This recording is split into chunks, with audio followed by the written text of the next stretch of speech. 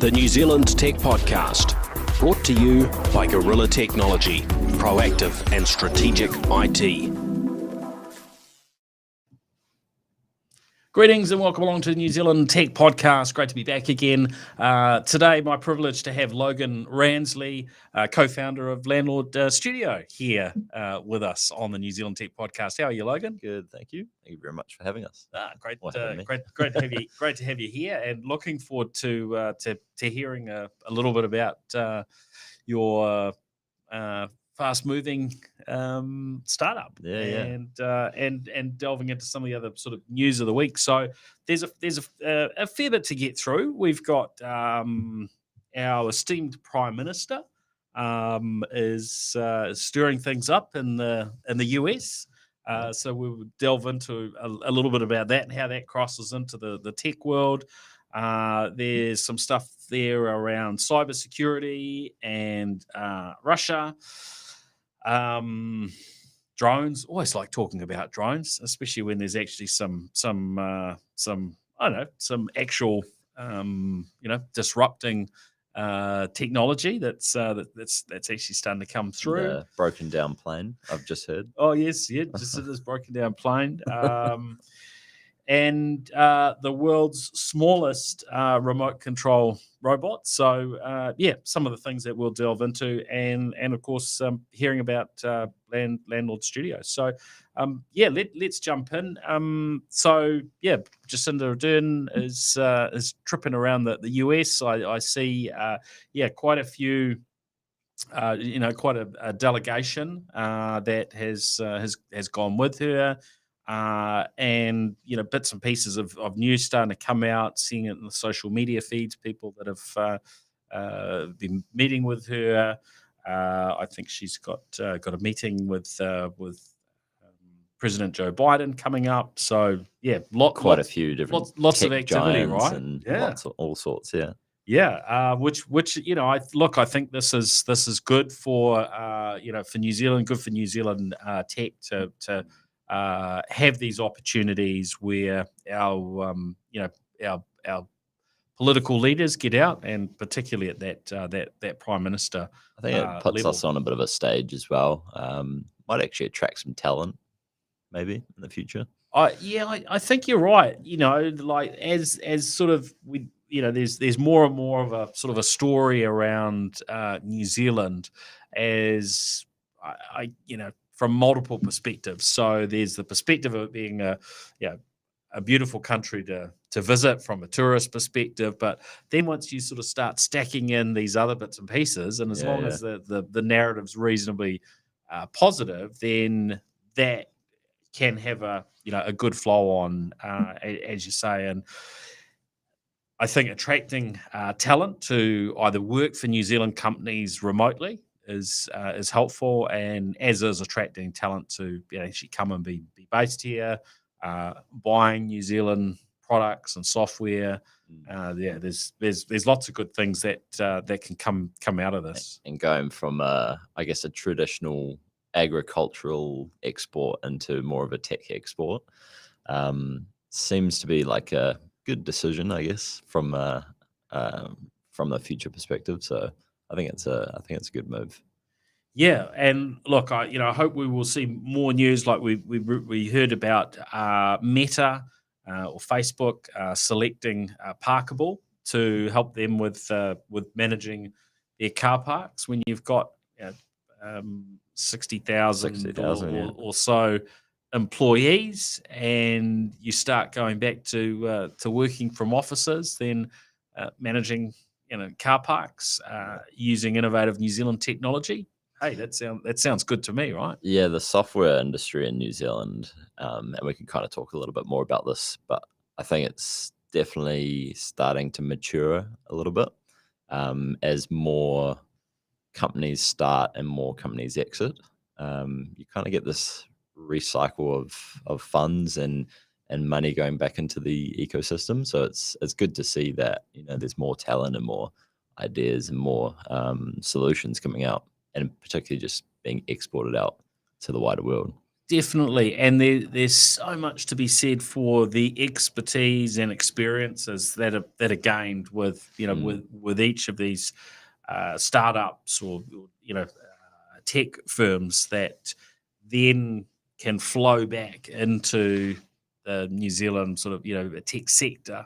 Yeah. And so, in theory, it becomes easier for us to compete on that global stage because we end up with more and more people that know how to take us there and what to do and how we win these sorts of deals. So, yeah, I thought that one was was really encouraging. And of course, we probably all heard about the speech at Harvard University there, and quite a big deal to to give these speeches, commencement speeches, Yeah. and so on, the opportunities that come up, and um, the honor that goes with it. It's great, but there was a tech aspect here, which is in line really with the Christchurch call, and the sort of reiterating of recognizing the huge power that the biggest tech players, particularly the social media companies like Meta, who we just mentioned, that power that they have. And so there was certainly a for those that have caught that, you would have recognized that there's a an ongoing message there from the Prime Minister. And look, I think it is really important that we keep discussing these things, that we hold these very powerful players to account. Mm. How we do that, part of it, I guess, is giving speeches. Part of it is also going to be legislative, and that's It's a bit of probably a easier said than done, and yeah, it takes a long time for these things to go through government. So and a bit of a grey area. It's kind of a yeah, well, there's multiple views you've got on you've this, got a and lot of different views into what's the right approach. And going back to the terrorist attack in Christchurch, and at that time, I remember discussing it across a range of media. There was sort of this expectation that these things are really easy to address with an algorithm.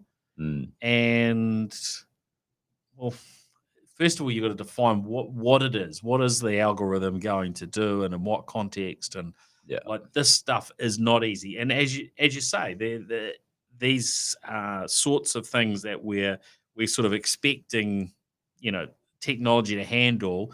The technology can only do certain things, and it needs to be needs to be directed. So I think there's going to be a lot more discussion on these topics for a long time, but it is important. there might be this view that government organizations expect that tech can do more than it actually can to try solve some of these issues with a simple coded algorithm, using kind of slang word, I guess.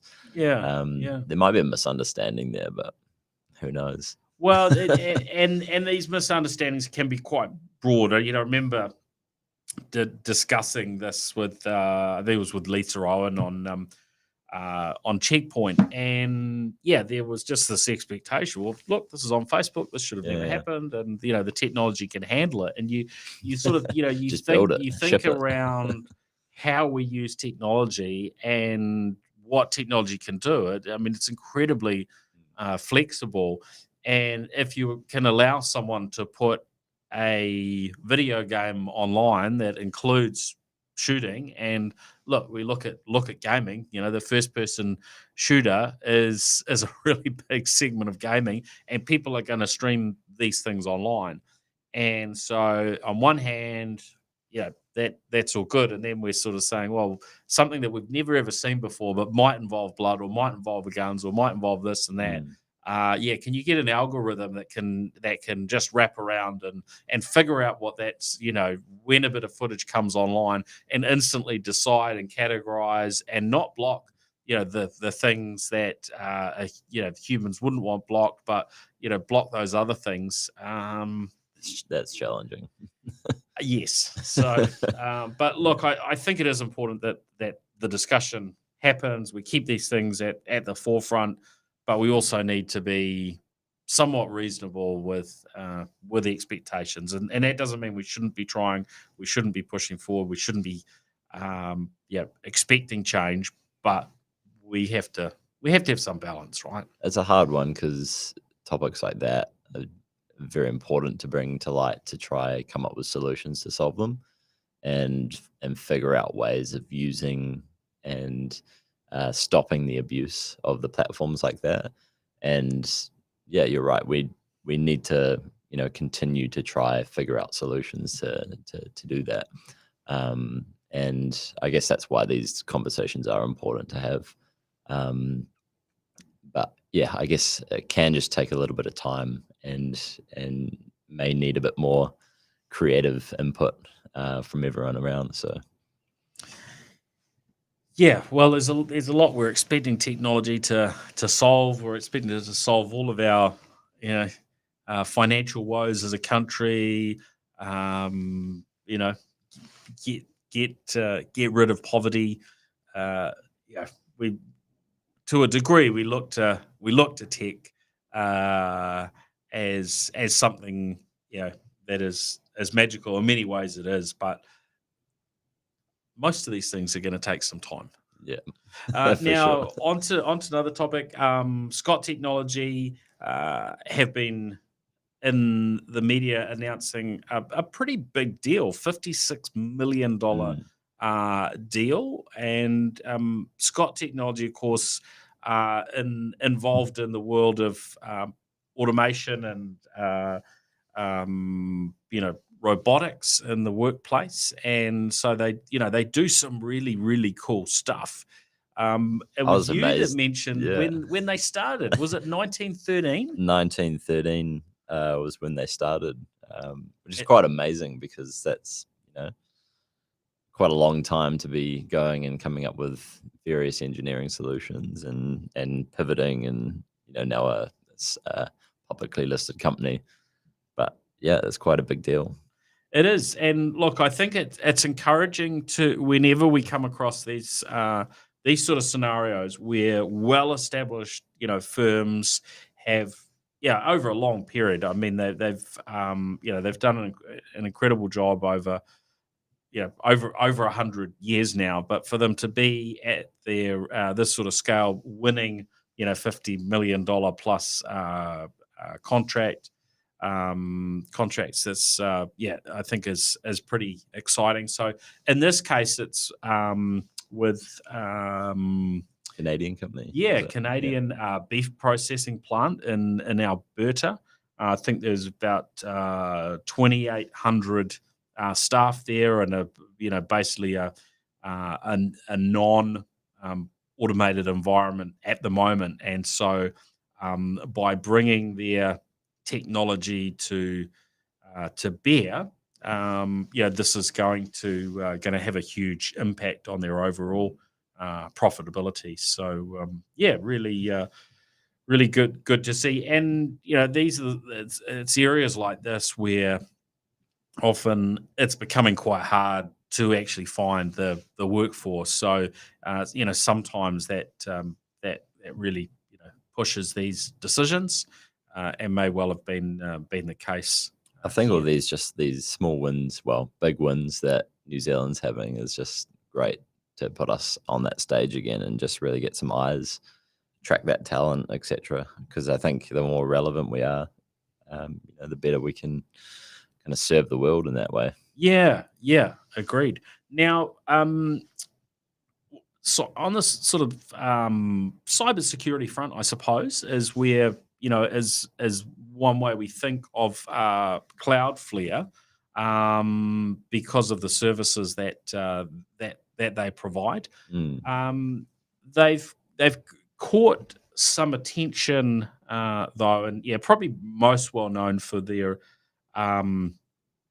DDoS mitigations, or distributed denial of service attack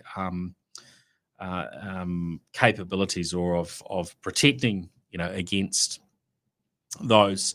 Now, where they've caught attention is that they're still operating in Russia. Mm. And, of course, what we're hearing from Ukraine is a very clear message is that tech companies need to get out of Russia. Now, the you know the whole thing of how it works when a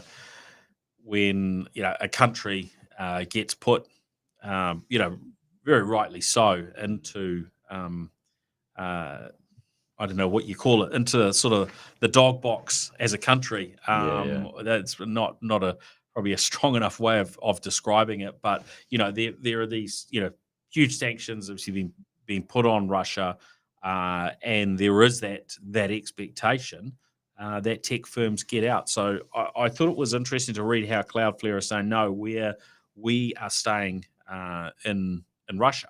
Yeah. And I And thought, well, how can you justify yeah, and you staying in there mentioned right this now? just before.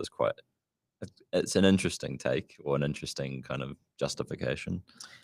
Yeah, well, it seems that part of Cloudflare's role, they don't have any staff there, although they do have servers based in Russia.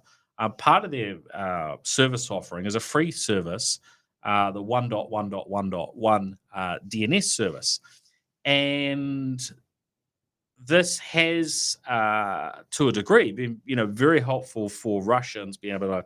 I think you can get an app that will set your DNS accordingly, and that's been in the I think in the Apple Store for Russia, and this has actually allowed you to get access to uncensored Western news, whereas we know that in Russia the news narrative has been very tightly controlled They've got a with single propaganda, right? organization that controls most media. I think there's only one news organization that's not state run or state owned, and they're probably still very much under Well, the heavily controlled when you look at heavily the laws that moderated. they've put Yeah. in place, which you say the wrong thing and you can get uh, yeah a long time in jail. Mm. So yeah, there's been a real move for the tech world to get out of Russia very very quickly. But look, I can see this perspective, and it certainly makes some sense to me. But I don't know whether everyone's going to feel the same way when there's just this sort of blanket expectation to get out, and whether there will be, some businesses who are going to take a different approach and just say no, you shouldn't be there. But to me, Yeah. this comes across as Cloudflare being, good people, doing something that actually helps with free speech in a country that is very tightly controlled what is said.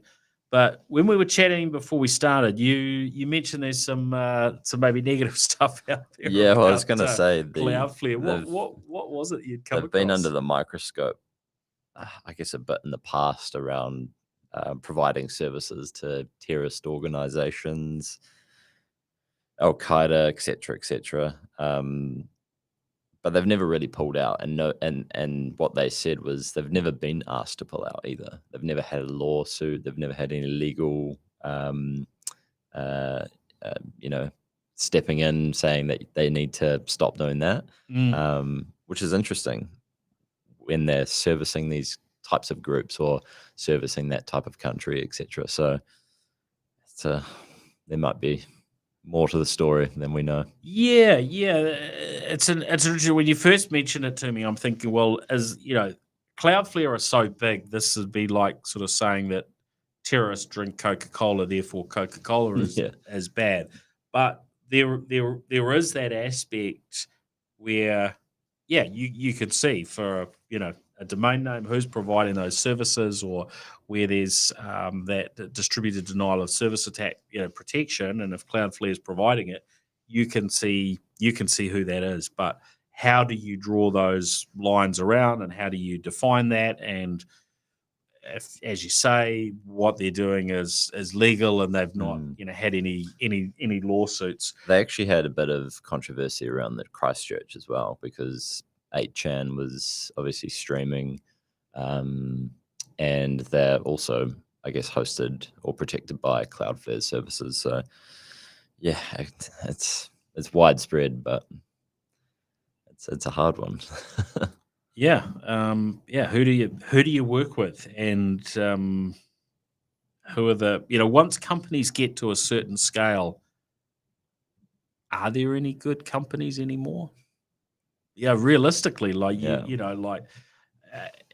even in New Zealand, we look at our big telcos, and we kind of love to hate them. It's like, oh, whether it's a customer service issue, or we feel that they've charged too much, and so on. So, and the bigger and bigger you get, the more of a target you are, because you're more well known, you're more There's more eyes on you, looked at naturally. And no business is going to please everyone, but actually also we do need to hold firms to account, and we want to spend our money with people doing good stuff, not bad stuff. So yeah, I'll be curious to see what more we hear on Cloudflare. I did notice that Zero pulled out of Russia as well, just being relevant to NZ. But I guess for the businesses of those Russians using Zero, they would have had a bit of an impact, I'd imagine. Yeah. So how do you do that in a way that doesn't, destroy people's livelihoods, right? So yeah, I would say I don't know how I don't think you can measure it specifically, but the issues and the war, crimes and so on that we're hearing about aren't carried out by a majority of the population. The population are victims. So if you've got someone, maybe they've started, let's say it's a tech business somewhere in Russia, and that's how they feed their family, and their business breaks down because the technology tools that they were relying on pulled the rug out from under them.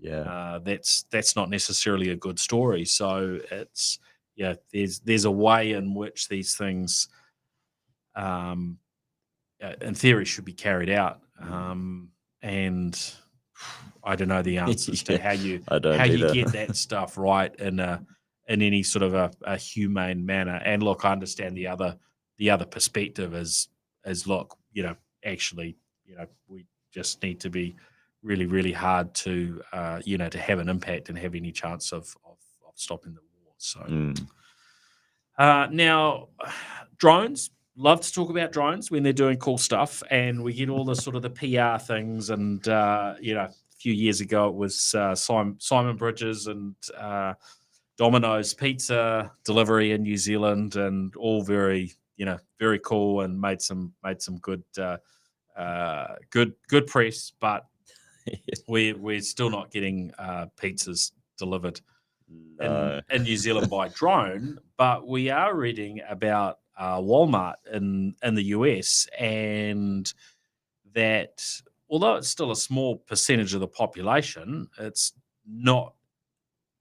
probably actually similar, or maybe even slightly more than the New Zealand population that they're talking about covering.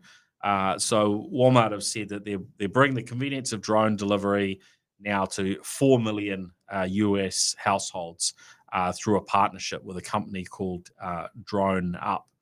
And so, yeah, they're going to have the service offering, which they have been doing previously, but they're extending that. The idea is to be able to get products to people in 2 hours or so. I think that's probably the shorter end of the scale. So there's a really interesting thing about this, because I read about this on Reddit, and one of the comments was, are there drones piloted by an actual person, because people didn't really know. And then one of the comments was, I live in Arkansas next to one, and it is a pilot. So there's literally a pilot standing next to the house, and they're flying these drones to the house. Yeah. It's a bit of an interesting situation, but What? So you saying that the pilot's at the destination are at the destination. or Well, at the pickup who point? knows? But Because that doesn't sound as though it would unless they're make satellite sense, right? controlled drones, but I guess they'd be in range of these drones wherever the pilot is. So. Yeah. Look, I mean, in the early phases of these things, certainly you're going to get a higher level of, people involved as we move through to more automation. I don't know the specifics, and people will make their comments on on Reddit at the like, but Yeah. you expect ultimately for this type of technology to work, it's got to be a very, scalable, very high right? level of automation. Yeah. This is not a military sort of drone environment where you can, you're gonna expect that we need to keep keep that sort of control and so on. Yeah, I guess as a way to prove a concept, you could start with a drone pilot, but if they're delivering to, the entire of the US household, I'm not sure if there's enough pilots to do that No, all time of the day. Exactly. So yeah, look, I find this fascinating because it is, in the scheme of things for New Zealand, it is, 4 million households, and that's more than we've got here. So yeah, put that into a New Zealand context, and of course, in the US, different states have different laws and so on. So at this stage, I would imagine this is not something that Walmart or any other company in the US could just do across the entire population. And then, of course, it depends where you live. You're in an apartment, and what do you do? It turns up when you're not expecting it. You're not there, and there's a whole raft of things to consider. And that's without going into getting the safety piece right. And if you're flying over people's heads, carrying stuff, and it was one of the article. I think it might have been the press release from Walmart that I was looking at, and I was sort of scanning it through, and I saw the mention of refrigerators. Suddenly, it popped into my head: a drone carrying a refrigerator over your head. And then I stepped back a little bit and realized they were talking about a delivery to help stock your refrigerator, rather than drones flying around at the sort of scale where they're carrying refrigerators. But who knows where we'll get to in another decade or so. But look, we are at that point where this sort of technology that's been you see it slowly progressing. Then it actually gets to a point where it becomes real, and it can do hopefully do a really good job, and that the upsides far outweigh any of the downsides of the technology. But it does seem a long time coming after all these sort of little demos and so on to see such a big number of people or households being served by the technology. And still, I'm not sure of the reality. We're not seeing a huge amount of data in terms of how many deliveries are they making. This one will cover 6 states: Arizona, Arkansas, Florida, Texas, Utah, and Virginia. Mm-hmm. And those will be markets where Walmart, I'm sure, is in heavy competition with Amazon. Yeah. So this could be something that helps them. But of course, if it works for them, then the technology, possibly even the same provider, might serve Amazon. And of course, Amazon have got their own work going on in this area as well. But reading the notes is sort of they're talking about delivering light stuff, right? So get your paracetamol or some nappies or a bit of bread flown to you by air. This part mentions actually as short as 30 minutes delivery of $4 US. So what are we talking? Probably about $7 New Zealand if you threw a bit of GST in there. £10. So what's that? 4.5 kilos roughly. So that's actually that's a bit of stuff you could. That's you quite could get. that would be on the heavier side for a drone, I'd imagine, or for a standard size drone. So.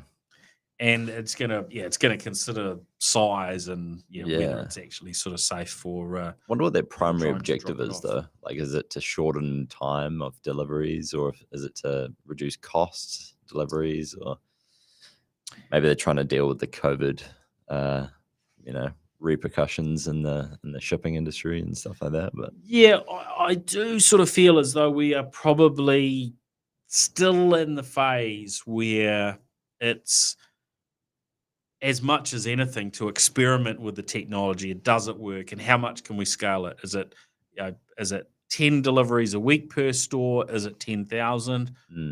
Is it 100,000? I'm picking it's probably going to be at the lower end of that at the stage, but you get it working, and that convenience factor is. I mean, we love convenience. Look at Uber Eats and all of the other similar services. Actually, I should mention DoorDash, which was a service I tried out in the US, probably going back, I don't know, 5, maybe 6 years. I remember, in its early days. In fact, they've been around the best part of a decade, so it could have been a lot more than that. I remember trying them out in the US. And possibly it was even ahead of Uber Eats, if I remember correctly. They came out before, and being in Silicon Valley and trying out the tech. Now, we know them now as I think the largest food delivery company in the US. So they deliver more food than Uber Eats. Now, I can't remember whether it was DoorDash or whether it was one of the other players, but I have a feeling it was DoorDash, that when they started, they were more than food delivery. Yeah, they used to deliver almost anything. It was like a postal service, peer-to-peer kind of postal service. So we've seen some interesting, I guess, evolution of some of these new, heavily sort of software-based tech companies as they've experimented with what their different offerings are. I think Uber offers it now, though. I'm not sure if they offer it here, but they're doing almost like courier. Yeah, they do offer it here, and in fact, we started using it for varying things before it was a formal service, because you would find most Uber drivers, as long as you didn't have a package that was sort of labeled illicit drugs on it or something, would reasonably happily go and pick up an order, or pick something up from one address and take it to another, much faster than a normal courier, and probably in certain cases, probably more cost effective. I don't know how the numbers stack up today. I did it in the US once. I think it was before they had a formal delivery service in the US, and I think it was at a conference. I needed something from a printer. I'd organised some printing and needed to get it across LA, and I sort of looked at the idea of me catching an Uber or a cab across LA, which is a nightmare for roads, and so to go one way so that I could come back the other way, and it soon dawned on me that let's try it out. And LA's maybe an area that's known for probably a lot more illegal movement of goods than some other parts of the world. But the driver was quite happy, and someone came out and gave him the package, the goods. It was it was printing, it was legit. I can assure you. Then you could watch it on the app, and way it goes. But we get so used to these things, don't we? And that, I think, this drone delivery, there's got to be a point in time where it flips over and it actually just becomes normal. normalized, Yeah. just like Uber has, just like Netflix. And these were things that in New Zealand we sat for a long time and sort of we looked at them happening in other markets, and then they were here, and then it's just It kind of completely seems like a crazy idea normalized. at first, but then ultimately becomes quite a normal thing. Yeah. Another example of that is the catching of the Starcraft, Elon Musk's new Starship. Yeah. I mean, there's some incredible stuff going on. Now, talking of space, we were reading recently around Lonestar. Now, this is not the restaurant chain in New Zealand. I thought it was when you first mentioned it. I was, Lone Star Data Holdings, and their unique plan is to put data centers on the moon to back up the world's data. and they call it the first crypto satellite. I'm reading. Yeah, I don't know. I'm still struggling to get my head around this. It might just be all a little bit too early for me, but I guess if Earth were to explode, and you're storing your data off planet, this could be really, really good. But Yeah. I'm not quite sure when we will need that. So yeah, there's a fair bit of commentary online, and apparently they're closing a $5 million seed round at the moment. So it'll be one to Keep an eye out. watch. But on the other side, there are going to be new businesses in space, and whilst at the moment it just seems like madness and science fiction and so on, there's a lot of what we take for granted today that if you roll back the clock 20 years you would look at and you would like, no, that's not gonna work. But yeah, I think hey, access to space is just creating a whole new industry and you're seeing it with all these different businesses coming out, and quite a few New Zealand based ones as well, which is really exciting. It's really cool to see. Now, the last thing wanted to squeeze in just on the sort of tech newsy front was I came across this video online referenced as a tiny robotic crab, and apparently the smallest remote control robot, smaller than a flea. So these are absolutely tiny suckers, and suckers isn't the right name for them, but I was just trying to work out what I call these little fellas. But anyway, a round tick-like body. That doesn't sound very nice, does it? 10 protruding legs, and they can bend, twist, crawl, walk, turn, and one of the videos shows them jumping as well. We see this sort of stuff in science fiction, but this is that progression, isn't it? It's kind of As scary. someone has this crazy, scary idea, and then over time, actually, the technology catches up. There are creative, innovative thinkers that manage to pull some of these things off, or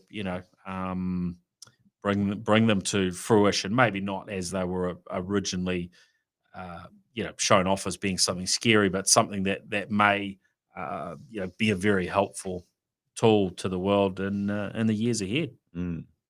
Are you scared by these things, or do you think this is going to play out well? It's amazing engineering. Don't know the practical use for them.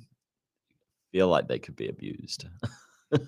Personal opinion. That is always the flip side with technology, isn't it? They're they can be used for good, they can be used for lesser good. So let's hope for very good stuff. All right, so I really want to hear about Landlord Studio. So tell us the background. So brief introduction. My name's Logan, one of the co-founders of Landlord Studio. We're a property management app for DIY landlords. What do you mean by DIY landlord? Is this just that they're not outsourcing the property management, so they want to? So typically in New Zealand, someone who buys a rental property will hold on to it, and they'll hold on to it particularly for capital gain purposes. And then that's how they kind of make their money. The actual rental income side of the story is more to offset mortgages for being able to invest for the capital gain. Whereas overseas in the US, which is our primary market, most property investors will invest in rental properties that cash flow from day one to create a cash flowing business. Right. So it's a cash positive business that's generating an income for them. Very little capital gain on property in the US. There's obviously some caveats to that, but hence why their housing is so much cheaper than ours in a lot of cases. Yeah, exactly. And a lot of high density housing as well, which we're only just starting to see here now, where we've got terrace homes going up in order to fit more housing in a smaller space. That's quite common overseas. It's very common in the US. Most property investors will buy a building that has 25 units in it, and they'd probably spend $2 or $3 million buying that.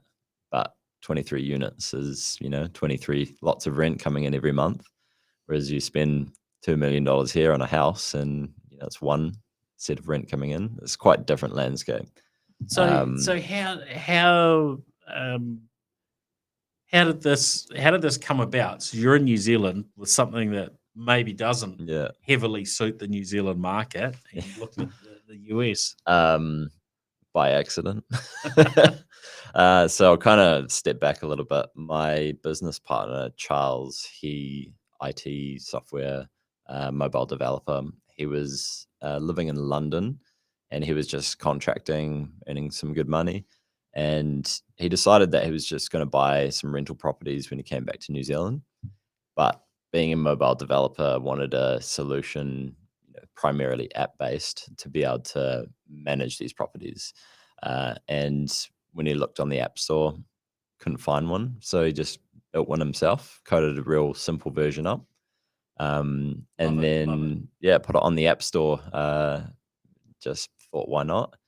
And then lots of American users started downloading it.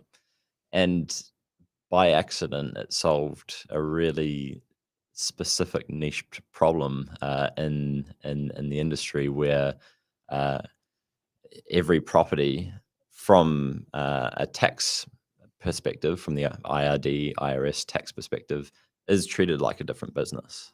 Okay. So you have to record your income and outgoings for each property. And then you report that. So you can't treat it like a hotel, like this is one big exactly. Business, so you have to slice it up. So when you get up to 25 properties, you're essentially having to create a profit loss statement for every single property, and that's how you report it.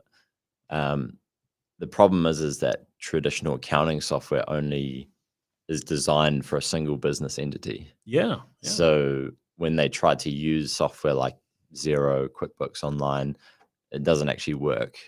So they kind of go from a spreadsheet when you've just started investing in rental properties. You might start tracking it on there, and then once you get a couple more, like the workflow processes, they become a bit more harder to manage. You need software to start automating that.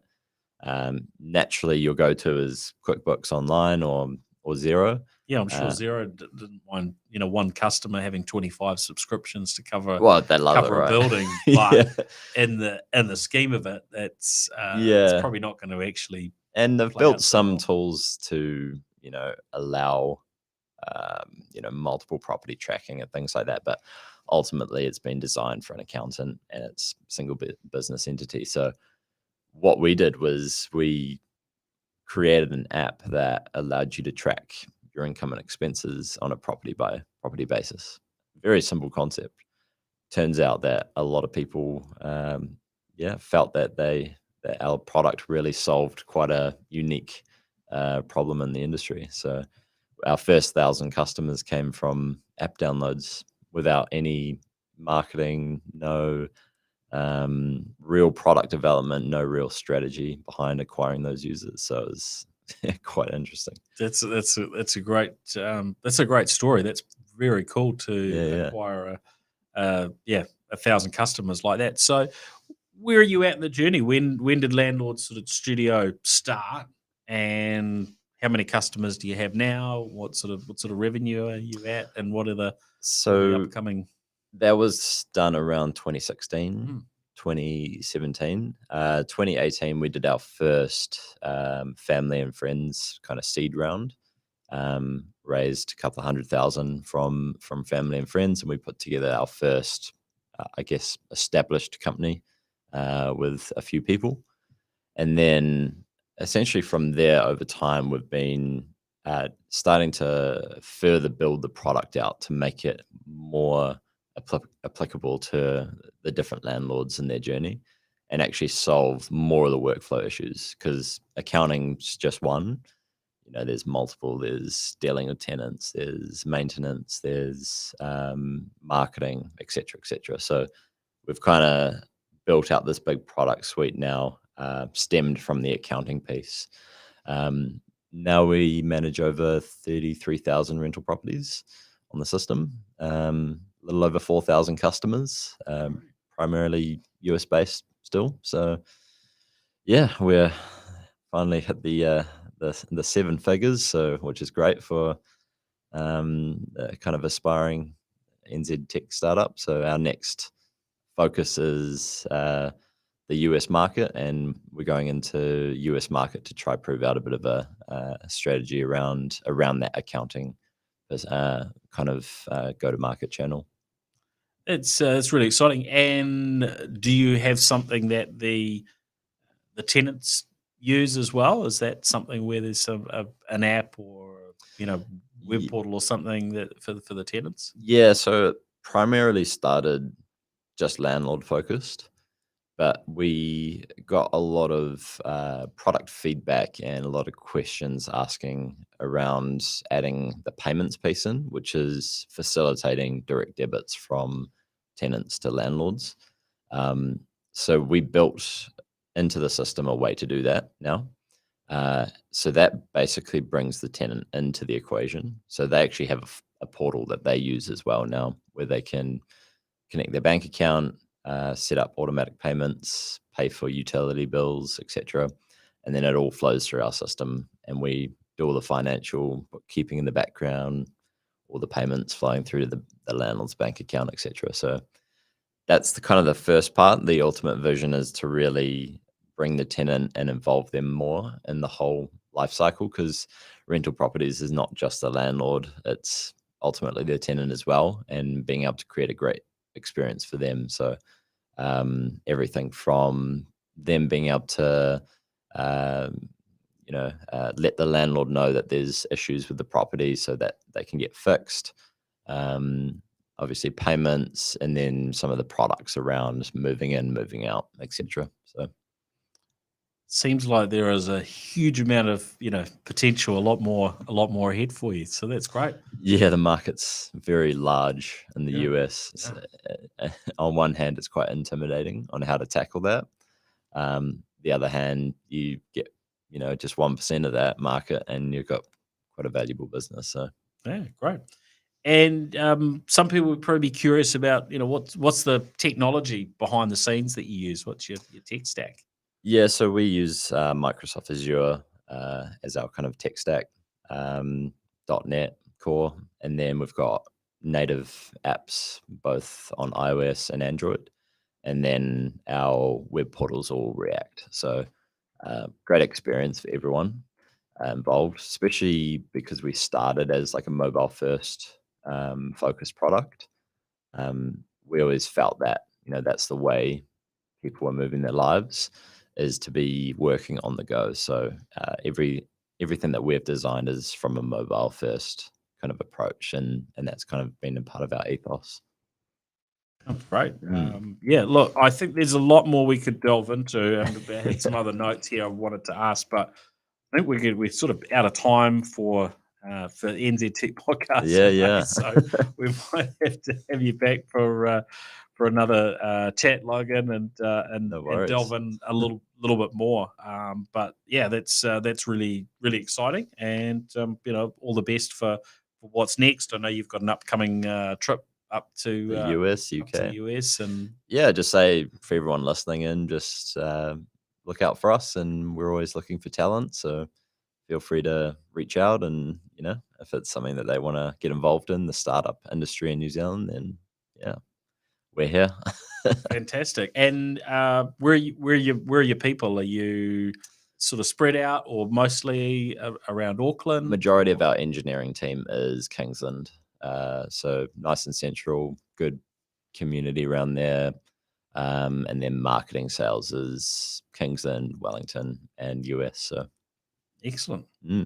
All right. Well, thanks everyone for joining us on the New Zealand Tech Podcast this week, and we will look forward to catching you again next week. A huge thank you to our show partners, Vocus, or should I be saying 2 Degrees now?